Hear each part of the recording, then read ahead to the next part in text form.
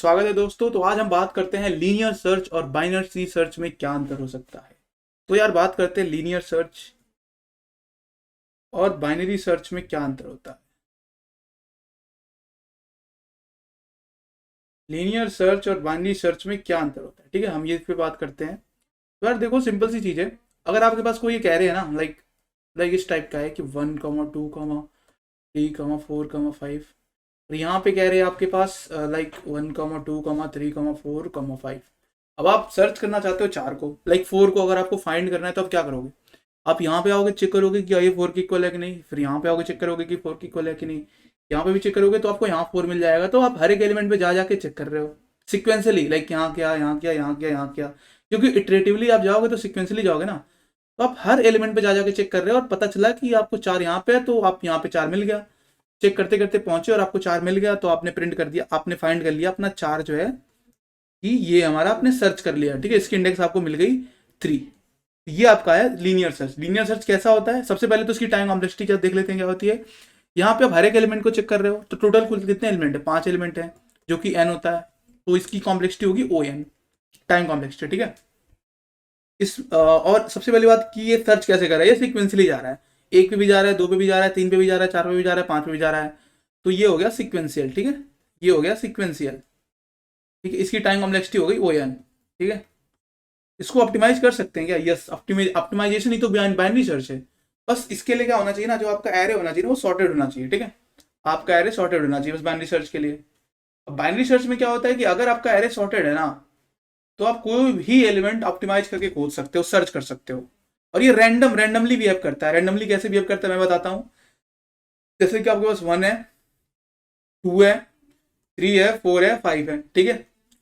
तो इसमें क्या करते हैं हम कि मान लो हमें कुछ 4 को सर्च करना है, ठीक है, और ये हम सपोज करते हैं कि सॉर्टेड, हाँ सॉर्टेड है ये, 1 2 3 4 5 सॉर्टेड है। तो हम सबसे पहले तो लो को यहाँ रखते हैं, एक लो इंडेक्स लेते हैं, एक हायर इंडेक्स लेते हैं, इन दोनों का मिड निकालते हैं। मिड निकालते हैं जो कि आता है हमारा 3 पे, और हम 4 को सर्च करते हैं। मान लो हम 4 को सर्च करना चाहते हैं, ठीक है, 4 को हम सर्च करना चाहते हैं। तो हमारा जो मिड आता है वो आता है 3 पे, ठीक है।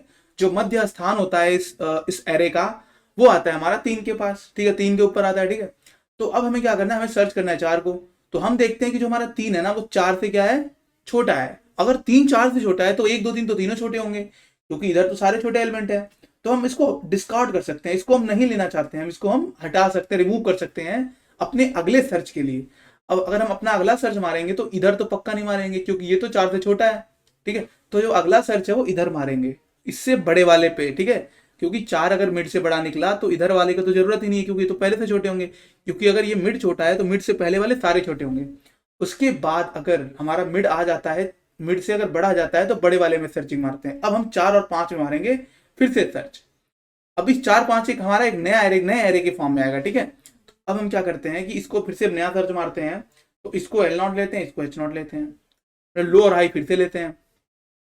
अब जब लो और हाई फिर से लेते हैं हम, तो फिर से एल नॉट एच नॉट करते हैं और डिवाइड बाई 2 करते हैं। तो 0 1 2 3 4, 0 1 2 3 4। तो अब हम क्या करते हैं, 3 + 4 डिवाइड बाई 2 करते हैं। तो हमारा क्या आता है, 7 डिवाइड बाई 2। तो हमारी इंडेक्स कौन सी आती है, थर्ड आती है, ठीक है। तो ये थर्ड इंडेक्स पे फिर से चला जाएगा, थर्ड इंडेक्स हमारा मिडिल हो जाएगा।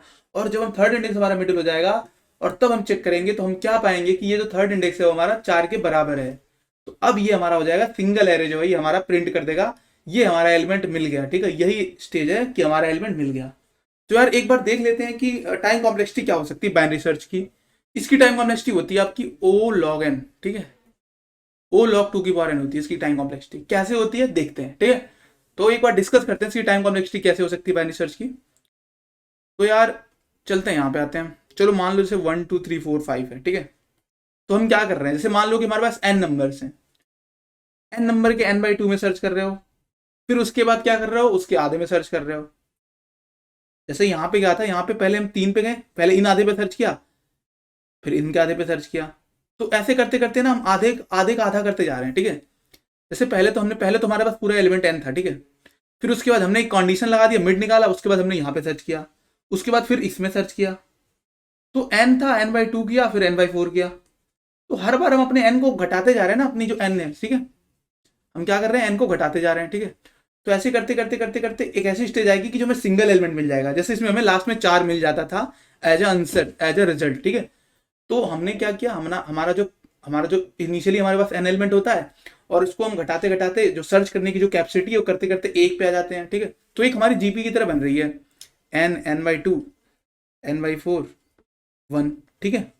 तो यार जीपी में क्या होता है, फॉर्मूला क्या होता है जीपी का, ए की ए इंटू आर इंटू ए की पावर ए इंटू आर।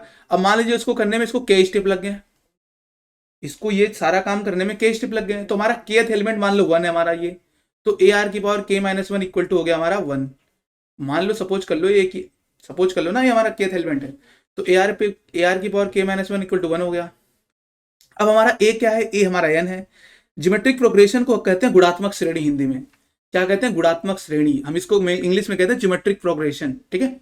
जिसमें हमारा प्रथम पहला एलिमेंट है वो ए की पावर पहला एन है, और केथ एलिमेंट हमारा 1 है, ठीक है। तो पहला एलिमेंट यहाँ रख देते हैं, और हमारा जो आर है वो क्या होता है, n/2 divide by n equal to 1/2। जो इन दोनों के बीच का जो डी होता है, जो आर होता है, मतलब कि जो डिफरेंस क्रिएट करता है, ठीक है, डिवाइड करने पे जो आता है वो आर, मतलब हमारा आर होता है, ठीक है। तो n इक्वल टू हमारा हो गया, मतलब कि यहाँ पे n हो गया, r की वैल्यू 1/2 हो गई, इसके की पावर हो गया k-1, ठीक है, इक्वल टू 1 हो गया, ठीक है। एक बार इसको इधर कर लेते हैं, हाँ।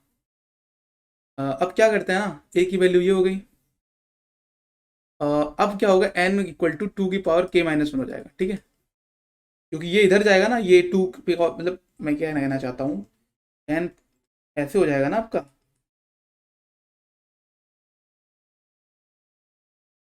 ऐसे हो जाएगा ना आपका, ठीक है। तो n इक्वल टू 2 की पावर k-1 वो हुआ ना, ठीक है।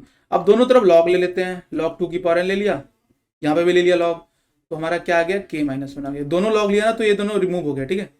अब हमारा आया k बराबर log n+1, log 2 की पावर n+1, इसको रिमूव कर दीजिए, एज ए कॉन्स्टेंट ले लीजिए इसको, ठीक है। तो हमारा अप्रोक्सीमेट क्या आता है हमारा k स्टेप चलने में, log n, log 2 की पावर n। तो देखिए यहाँ पे log 2 की पावर n कॉम्प्लेक्सिटी आ रही है, ठीक है। तो ये आपको समझ आ गया होगा कि मैं कहना क्या चाहता हूँ, मतलब ये कहना चाहता हूँ मैं कि जैसे मान लो कि आपका n था 8, ठीक है।